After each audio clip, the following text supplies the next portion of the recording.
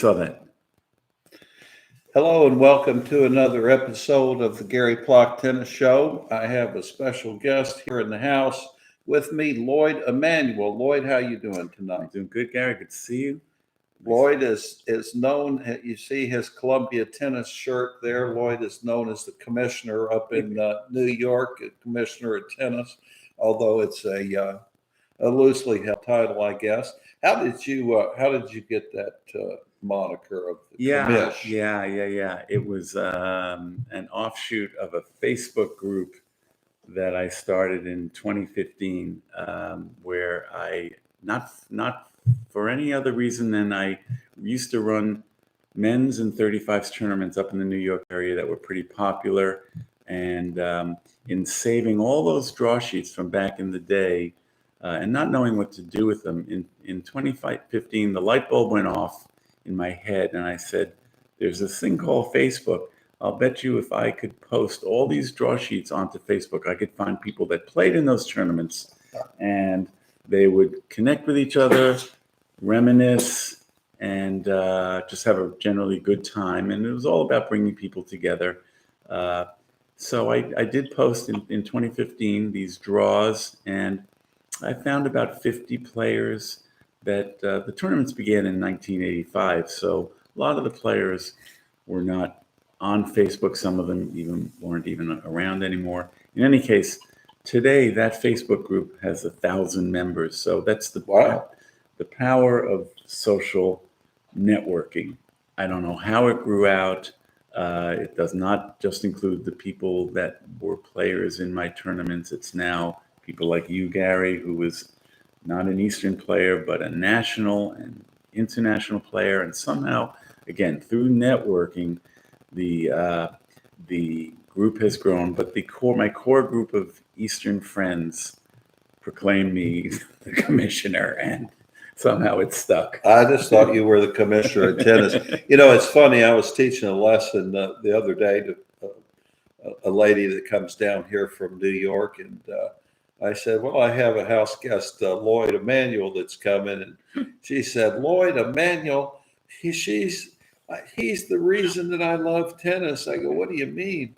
She said, "Oh, he was the pro up in New York, and he would have these wonderful tournaments. And I'll never forget, I won $50 at one of his tournaments, and I still have it framed. And I credit him for maintaining and having my love for tennis grow." I remember her well. Yes. I can't believe she remembers me. And Lloyd has been a longtime tennis pro up in New York, Westchester County, mostly, I believe. And now residing in Charleston, South Carolina. Yes. Southern boy. Went to the great school, the Columbia Alliance, where Vitas Gerulaitis and so many other great players of that time played. And Butch Seawagon, the great Easterner, who our guest probably knows well, our special guest, because Lloyd has dug up one of the all-time individual characters in Eastern tennis, and somebody that I've heard quite a bit about over the years. And remember when I was coming up, he was one of the great players in the East. And I'm going to kind of turn it over to Lloyd and kind of give an introduction to this special guest that's going to be talking to us tonight. Thanks, Gary. I was thrilled that you asked me to appear on this podcast with you, but I don't think I have the stories to regale this audience with the way that my very, very, very dear friend, Eastern Hall of Famer, the pride of Teaneck, New Jersey, the one and only Steve Siegel, can really dive into some great experiences he had. So Steve agreed to come on the phone with us. Steve knows I love him dearly. He's down in Katy, Texas, a suburb of Houston, so I don't get to see him that often, but we speak all the time, and most of the time I'm laughing hysterically. But make no mistake about it, this was one very, very, very fine tennis player. I hesitate to call him a grinder. He wasn't a grinder like, I don't know, there are people that kind of push the ball. Steve had great strokes, But he had the wheels of a soccer star, soccer player, and the heart of a lion. And he was just not really overpowering, but his strokes were as solid as could be. His technique was impeccable. His focus, his heart were right on the money, and he had an incredible career. He was on the circuit. So, Steve, welcome to the show. Wow, I don't know how I can live up to that billing, man. I don't know who you're talking about. Listen, Steve. I was on the other end of some of those beat downs. You know that, but I mean, you took players out 100 times better than me. So maybe we're going to talk a little bit about that tonight. But just quickly, how about filling everybody in on just sort of your very beginnings in Teaneck, how you got into tennis, maybe just quickly your junior career, and take us up to the point where you felt that you had a shot at the pro tour. Sure. Well, luckily for me, I have an older brother who was a great athlete, and he's 6 years older than me. So anytime we play any kind of sport, I'd be playing against people that were 6 years older than me. And Lloyd, you knew me as a kid. I was about 3'11". Yeah.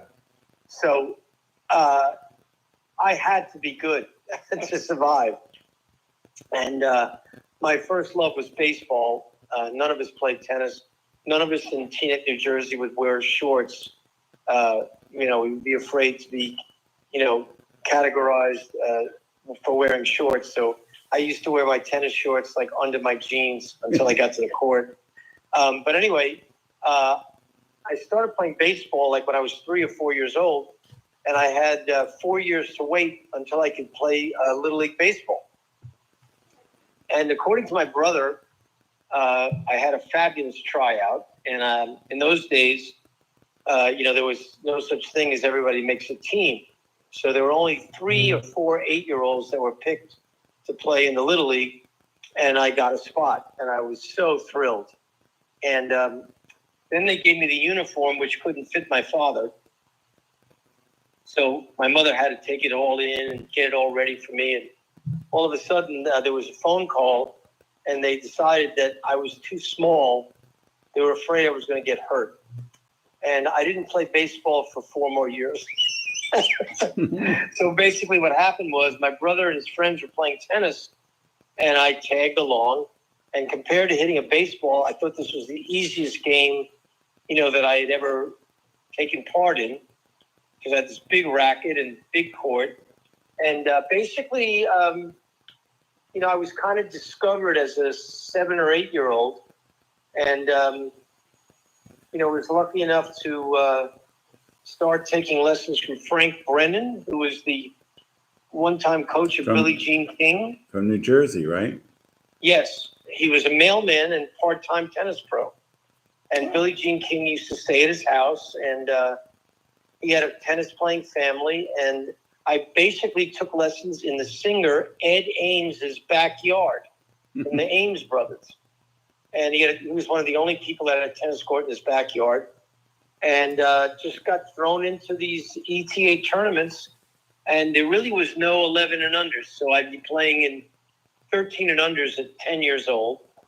And by the time I was like 14, I was, ranked 1 in the East and started playing national tournaments. That's pretty much how it started, Lloyd. Steve he's still short of stature, but he's all legs. You were a great soccer player, correct? We had a great soccer team in high school. Yeah. We won the state championship in Teaneck, New Jersey, Group 4, in 1966. Now, you always had some vision problems, correct? I was born with a lazy eye. It's called amblyopia. And I refused to wear glasses, and I only saw out of my right eye pretty well. But I never really knew any difference, so I never considered it a handicap. But Gary, his focus was off the charts, unbelievable. I mean, the guy, there were never mishits. I mean, I look at it as just sort of overcoming an obstacle and being Superman at it. You had better focus and better concentration than the average player, even though you had these vision problems. Is that fair to say? Yeah, and like we discussed, Lloyd, I think one of my things was it wasn't a good strategy, but I really played not to lose more than to win, which is really not good. But, I would do anything to win. And you did. When was the first time, Steve, that you really thought that you could go somewhere? Was there a seminal moment when you beat a player of note? I'm going to interject. I think Okay. he had a big win when he was 12 at the Orange Bowl. He had a big win in practice over Peaches Barkowitz. Oh, is that right? It's true. Over Well, Peaches. it's a very funny story because I had no one to practice with. And I went to Miami Beach with my mom, and she was getting me a lesson with Bill Rice, who was the pro at Flamingo Park. But, she had to pay every day. And she said, hey, listen, I got somebody for you to play. And I said, well, who's that? And my mother said, oh, she's with the Hoxie School. Her name is Peaches Barkowitz. And I said, a girl? And he said, yeah, but she's never lost or something. And she served underhand. And I played her one set. And I beat her 6-love, and I said, if you ever have me play her again, I'm not coming back. I love his reaction. A girl? Well, yeah, she was it tough. was crazy. And then it turns out that the girl had a 1,000% better career than I ever could even think of. She never lost a match in the juniors. She was on the original Virginia Slims. That's right. And She was. And Peaches, I am so sorry because I'm sure you don't even remember this snotty little kid from New Jersey who was totally obnoxious that day, but you've been my idol ever since.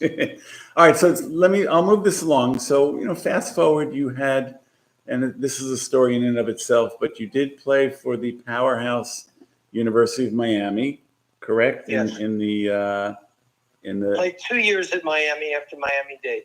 In Miami-Dade first. Yeah, I went to Miami-Dade. We had a national championship team 2 years, and I was lucky enough to win the doubles my freshman year and won the singles my sophomore year. national singles and doubles. National junior college, yes. Was there another tough player on that Miami-Dade team with you? Oh, yeah, Mike Keeley and Richard Gilmore. Ah, okay. So imagine I'm coming in as a freshman, and Keeley and Gilmore had played in the finals the year before. And I played 2 singles, and the national champion, Richard Gilmore, played third because that was the only time he ever beat Keeley. Wow. Beat him one set of about 12 times. So was it Dale Lewis that you caught his eye? Well, that's another story. That's a whole other. That's another story. That could be the next story. That could be. That's a classic. But the answer is yes. The answer is yes, and how I got into Miami-Dade is a classic story as well. Correct. Yeah. From Matt Claflin, right? Matt Claflin's dad was a teacher at Miami-Dade. I was the only kid in Kalamazoo who was not in college. I was getting ready to go to Vietnam. Let's put it this way. Steve had a hard time finding his classrooms in Teaneck High School. Oh, is that right? I was the only kid that was academically ineligible captain, and I did not play the junior circuit my junior year because I went to summer school to be eligible to play soccer my senior year. So it's fair to say that academics was not your strong suit at that stage of your life.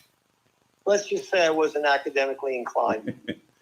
All right. So how about giving us like a very short summary of the great players on the powerhouse Miami Hurricane team over the 2 years that you were there? Who were some of the other players on that team? The first year I was there, Dale Lewis described it as he had a Rolls Royce and a Lamborghini in Pat Kramer and Luis Garcia, and the rest of us were Chevrolets. And those Chevrolets were Steve Siegel, Stan Chambron, Peyton Watson, and Sven Ginman, and Alvaro Fiel. I'm sorry, Esteban Fiel. Younger brother of Jaime? Yes.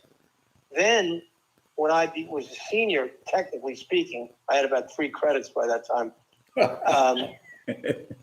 I was a physical education major. So we got Raz Reed and Eddie Dibbs to go along with Wow. Pat Kramer, Luis Garcia, myself, and Sven Ginman, who at the time was the #1 junior in Sweden and had already played international tournaments in Australia. And he was #6. I was #5. Raz Reed was #4. Eddie Dibbs was #3. Luis Garcia was 2. And Pat Kramer was 1. And we played on clay courts. Wow. Which was So we had that team was undefeated. We beat Trinity of Texas with Stockton, McKinley, Walthall, and company. Brian Gottfried had not gone there yet. He was transferring from Stanford, I believe. So they didn't have Gottfried, but they had Gherkin, Paul Gherkin. Yeah. And, they had a great team. And we also beat a number of good teams. I did not go to the NCAAs as a senior. They only took 4 players, and I was #5. I did go as a junior, and that was the last NCAA on clay at Princeton University. And Kramer that year got to the semis, and Garcia lost in the quarters. And the following year, which I didn't go to, Pat Kramer and Luis Garcia won the doubles in Salt Lake City. Wow. What a great team. You remained great friends with Kramer till his sad demise, and also, I guess, Yeah, very so. One of the most talented tennis players in my lifetime that I was ever around. The guy was a genius with a racket. I remember going down to him. We had a real close match, and I just remembered he had just beautiful hands, Yeah, the guy was a natural. I mean, he was like, like the baseball movie, The Natural. That was Pat. And a nice fella to boot. he won all 4 35 surfaces, all 4 nationals. I know. Yes. Maybe not in the calendar year, but over time he could play on all surfaces. He's the first 35 national grass player I ever played against, a second round, and Really? he was great. And you also I was lucky enough to win a national title. Pat and I won the USPTA National Clay Courts, and neither one of us were members of the USPTA. Oh, is that right? Yep, we were both teaching pros, but we were not. We were allowed to play, but we were not officially members. Interesting. But that was a great victory for us. We beat Juan Diaz and Army Neely in the finals. It's a great win. I demand that you give back the trophy. By the way, I'm turning. That's right. Yes. I'm turning you into the USPTA. Along with my card. Yeah, and you also have remained great friends with Dibbsy over the years, correct? Yeah, Eddie was my roommate for the my senior year, his freshman year. Oh, is that right? Yeah, we were good friends because when I was at Miami-Dade, Peyton Watson had given me his number to look him up because he was a high school kid, and he would crush me. I was at Miami-Dade, he was in high school, and he would toy with me, and then we got to be very good friends, and we were roommates at University of Miami my senior year.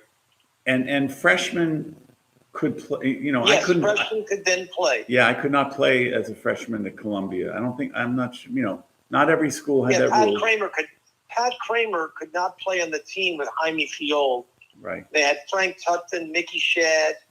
They would have, if Kramer could have played as a freshman, that would have been an amazing team. Jaime Fiol. Yeah, Jaime Fiol. And I guess Mike Belkin was gone by then? Yes, Belkin's a little older. Uh-huh. Belkin lost to Ash in the finals of the NCAA.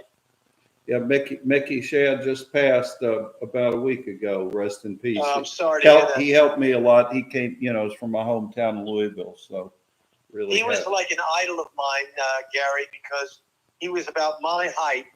Yes, and that's right. Older than me. So when I was at Miami-Dade and he was at Miami, I wished I could play like him. He was tough.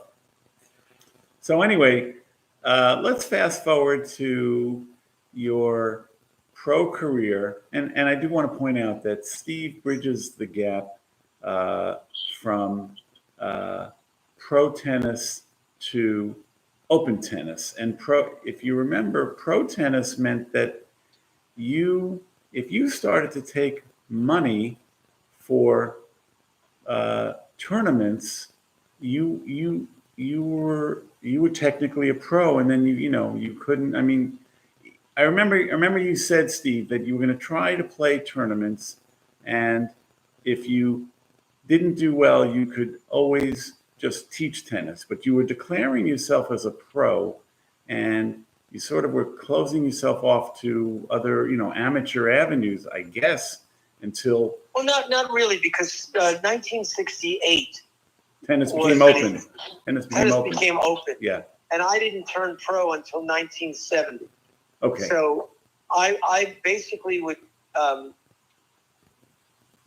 teach tennis from right after the U.S. Open until January and make as much money as I could, and then go to Florida and play the satellite circuit, then go to Europe and then play the summer circuit. So my career in pro tennis was basically 1970 to 76. And then I really, I was pretty much a full-time teaching pro from 77 till 2000. Where was that? Where was I a pro? Yes. I was the tennis pro at the Teaneck Tennis Club, where my hometown was an indoor-outdoor club. Okay. And the other thing, Steve, is that, as you were just saying, your competitive season was a short season. It was 6 months, right? And then it was like 6 months on, 6 months off. Basically, I only taught tennis from September, October, November, December, and then I played from January to like September. Right. And that was enough money to get me by. I really wasn't that much to play tennis in those days. But you drove to as many tournaments, you carpooled, you took housing, correct? I mean, you were really living very frugally. Yes, the beauty of the Florida watch circuit run by Larry Turville and Armstead Neely was, if you were in the main draw, you got housing every week. Right. And I was lucky enough to be a main draw player in the Florida watch circuit. That was a great circuit that Army and Larry put together. It was the only circuit. Gave a lot of people, yeah. Well, then it got incorporated into the USTA Challenger circuit, I guess. Yeah. If I could tell one story. Of course. I always try to tell people that one match can change a career. And one of the Florida tournaments, I was rooming with Sherwood Stewart, the great player from Texas and number one in the world many times in doubles. And Sherwood was a struggling satellite player. And if you won a tournament, you got to go to Bill Reardon's indoor tournament. And, every week the winner would go to Reardon's tournament, lose in the first round, and come back never to be heard again. And this one tournament, Sherwood beat Steve Falk in the finals of a tournament in Sarasota. I took him to the airport because he was going to the indoors. And I said, Sherwood, I hope I never see you again. And Sherwood laughed. He got out of the car. He went up to Reardon's tournaments. He won 2 rounds. And I never saw him again on the satellite tour.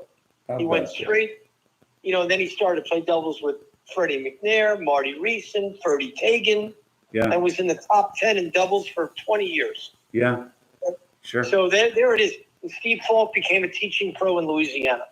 Yeah. 7-6 in the third, 5-4 in the breaker. Wow. So winning a watch circuit tournament got you automatic entry into a Reardon event. Yeah, for like 1 year. Yeah. And if you lost in the first round, you went back to the satellite. Right. But if you won, you got to stay. Boy, oh boy. So the pressure in the watch finals and then the first round of the Reardon tournament. Which was where, in Salisbury, Maryland? Well, he had a circuit all over the place. Oh, I see. It was like they were Roanoke, Virginia. It was all over the place indoors. Charlie Owens played on it. Sandy Mayer played on it. Connors played on it.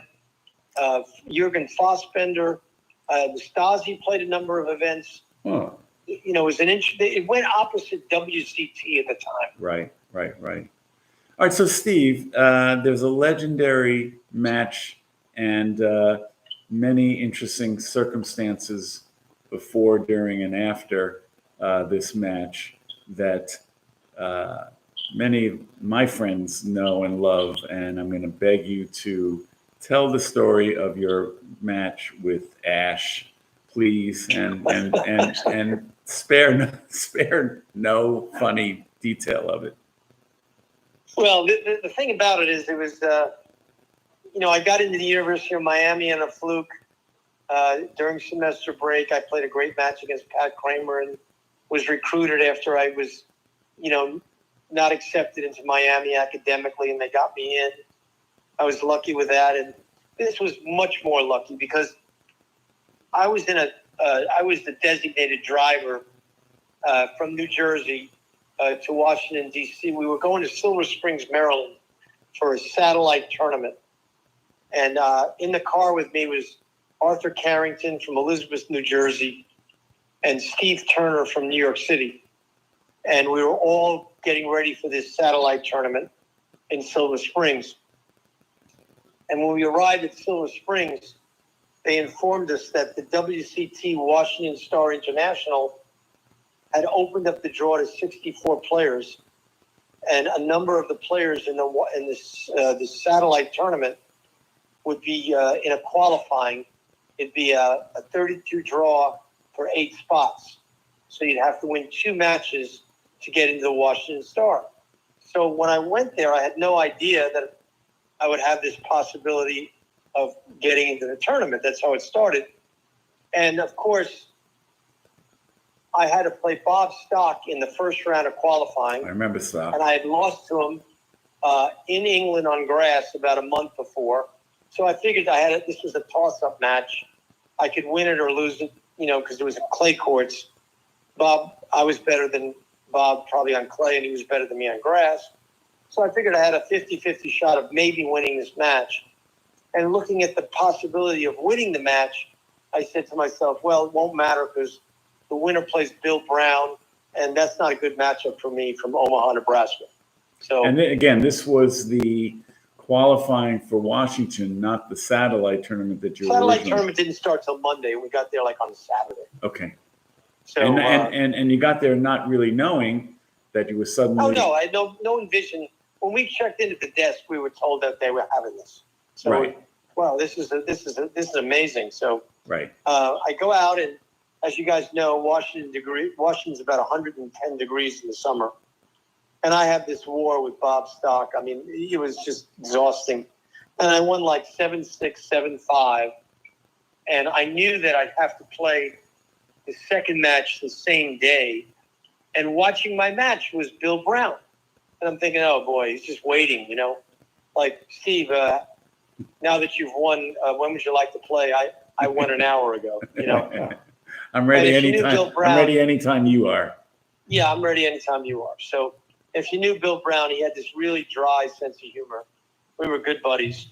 And, you know, I come off the court and I said, what time do we play? And he looked at me and he goes, oh, no, my opponent was way too tough for me. And I said, oh, come on, Bill, what are you talking about? No, Steve, the guy was way too tough. I said, who did you play? And he goes, Brant Bailey. Now, no offense to Brant Bailey, but he played number 5 for Georgia, okay? So this is somebody that I would figure to beat. And he told me that he just didn't have any interest in playing in the heat. And then my antenna went up like, oh, my God. I'm playing Brant Bailey to play the Washington Star. I got to win this match. So I go out and play Brant Bailey, and I never won easy, Lloyd, as you know. Yeah. But I won about 6-2, 6-2, but it was a war. Yeah. And I had no idea. I was like qualifier number 8 or something. I had no idea who I played. And then I found out that I played Arthur Ashe.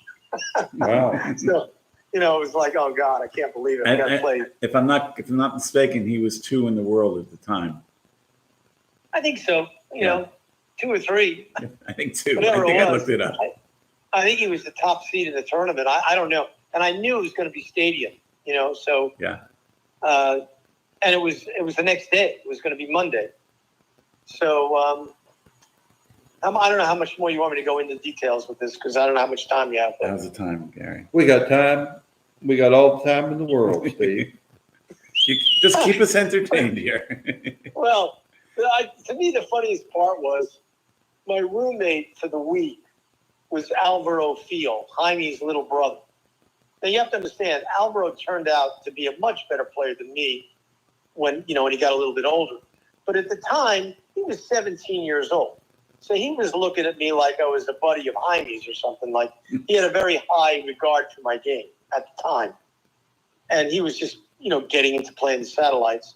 And he was all excited that I was going to play Arthur Ashe. I had no idea why. So we get to the housing, and the people we're staying with, they all think that we're playing in the little satellite tournament. And, we're together with the family, and they're talking about, what do you guys do besides play tennis and da-da-da-da-da. And Alvaro said something about, well, Steve is playing in both tournaments. And they didn't understand. And they said, what do you mean? You're playing in the big tournament? And Alvaro goes, yes, he's playing in the Washington Star tomorrow. He plays Arthur Ashe.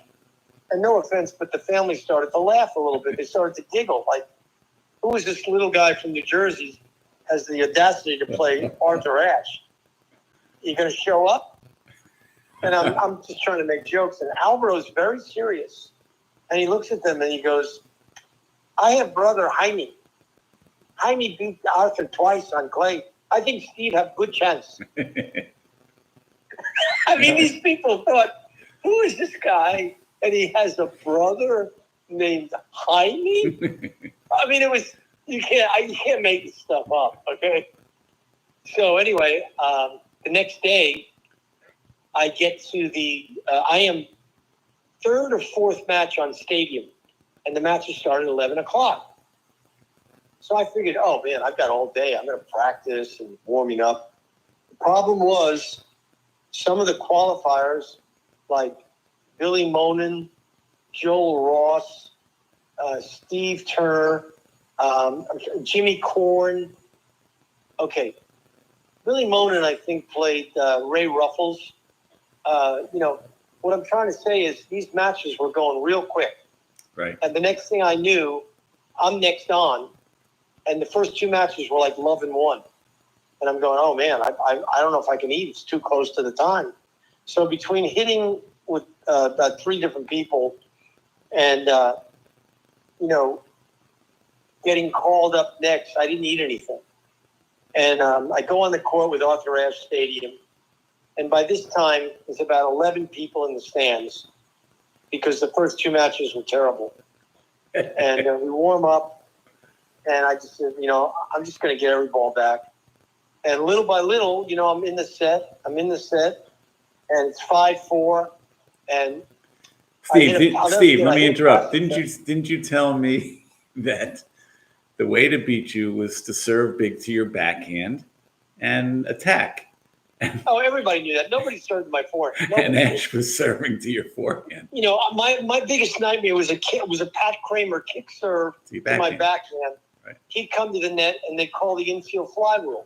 I'd hit this return back, like that was like, eye high, and he'd just put it away. But if I could get three balls in play, I was a pretty tough opponent.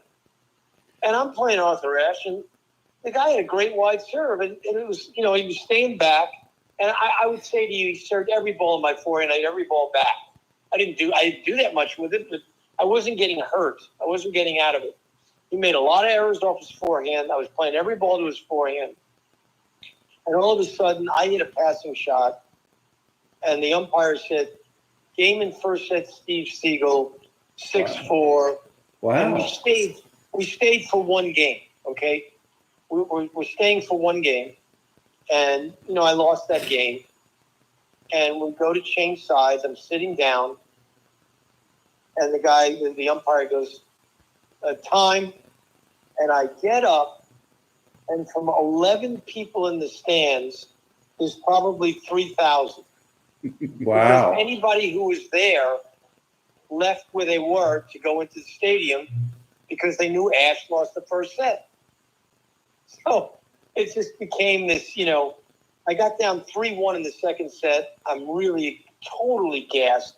And I'm saying to myself, if you let this set go, it's not going to do you any good. You just got to give it everything you have. And I win the next 3 games. I'm up a set and 4-3.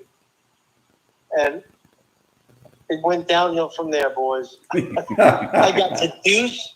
I got to deuce at 4-3, 4-4. I got to deuce at 4-4, 5-4.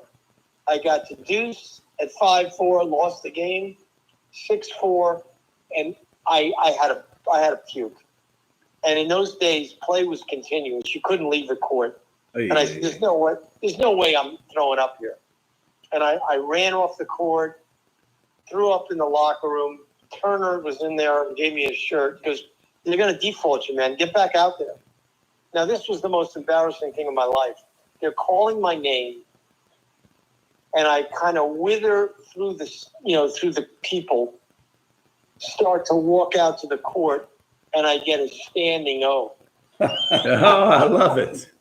And I'm like, oh, this is so embarrassing. And Ash is kind of like, I think he could have taken the default, to be honest with you. And honestly, I don't think I got 7 points in the third set. You knew you were gassed at that point. I was done. As they say, put a fork in him. Yeah, and don't forget, you played 2 straight days of tough matches.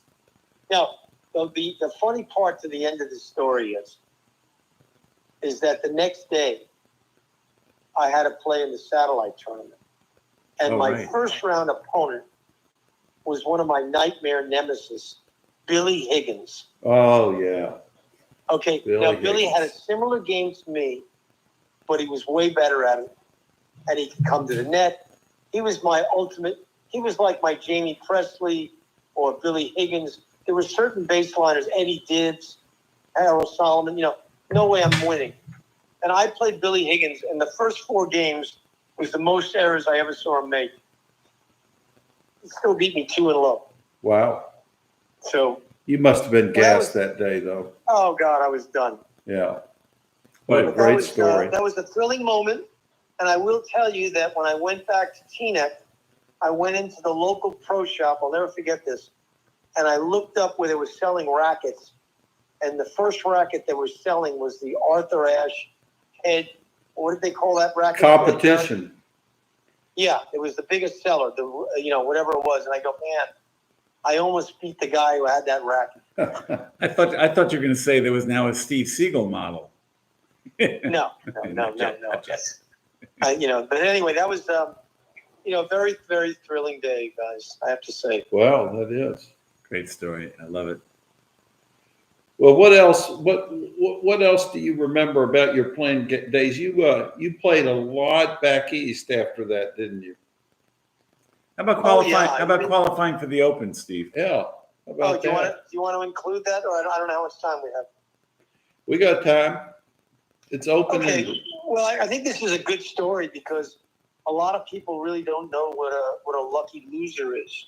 Of course, you guys know, but basically, I was playing for about the 15th time to try to qualify for the U.S. Open.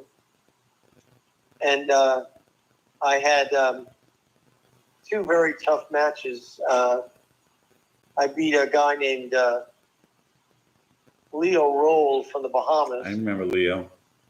And then I played a very tough match with Joe Ross, who went to Michigan. Now, you were not playing on grass, though. No, this was on clay at Port Washington. So I'm in the 3rd round, right, to get into the Open. And who do I play? Raz Reed, my teammate, who beat me out to go to the NCAAs my senior year. We had a playoff for 4 and 5. One guy went, one guy didn't. So Raz beat me in a 3 out of 5. We had to play 3 out of 5 matches. He beat me 3 matches to 1.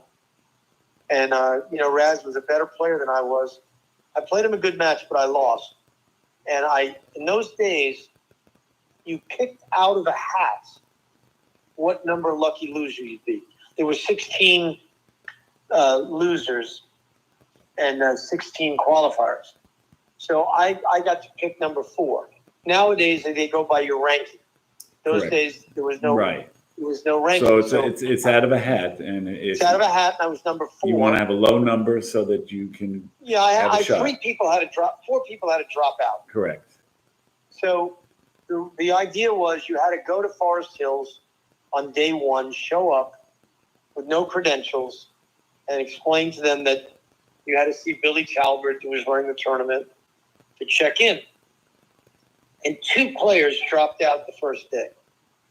So now I'm number 2, and there's 1 more day of first-round matches. So now we're into Tuesday. And remember, there's no cell phones, so you can't tell people that you're going to play or get in touch with people.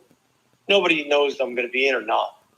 And if you guys remember, there were no electric scoreboard. So everything was done by signs of court assignments. So when you looked at the big board, they would put in name cards of who was playing where. So Like with a magic marker. With a magic marker, correct. So I'm near Billy Talbert, and he goes, "Well, Siegel, you're next up, but we don't know if there's going to be any more people pulling out." So at 3:30, I get the call. I'm going to play Alan Stone on is it the clubhouse court, Lloyd, where the people sit and watch? Yeah, it's court 1. Yeah, that was the court I played him on. Yeah. Okay. Okay. So I'm all excited. I'm playing Alan Stone, good grass court player. I played three matches on clay. Hadn't hit a ball in the grass. Couldn't practice on the grass. Right. Hit a couple of balls on clay, and I'm ready to go. So you start warming up. And on the court, they've got those signs up, who's playing who. And it's Alan Stone, and there's no card. Okay? So Alan Stone is playing nobody. And my 2 good buddies, Abby Siegel and Butch Seawagon, they know I'm playing. And they walk by, and they're laughing because there's no name card up there. And Butch says, "Steve, I hate to break your heart, but the main board doesn't have your name up either." So nobody really knew I was playing unless they knew me personally and had heard that I was playing. And the ironic thing is, I play this guy 2.5 sets.